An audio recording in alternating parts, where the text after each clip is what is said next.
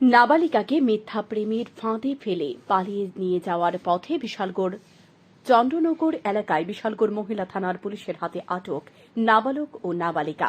রবিবার রাতে বিশালগড় মহিলা থানার পুলিশ নাবালিকাকে উদ্ধার করে তুলে দেয় নাবালিকার পরিবারের হাতে।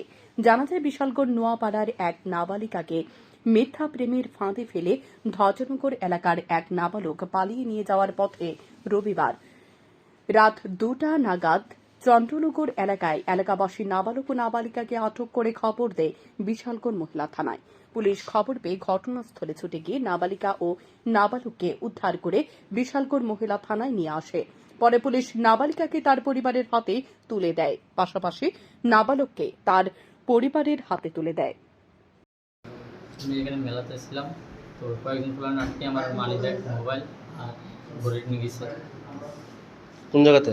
বিশালগড় নামার রিজেক্ট কি নিয়েছে? মোবাইল, ঘড়ি, মানি ব্যাগ। কে লেগা?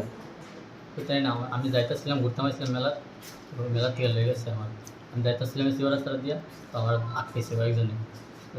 আটকে আমার মোবাইল চলে গেছে, আমার মারছে। কারণে যাইতে আসলা? মেয়ের নিয়ে। কি হয় তোমার? তারপর কি হয়েছে?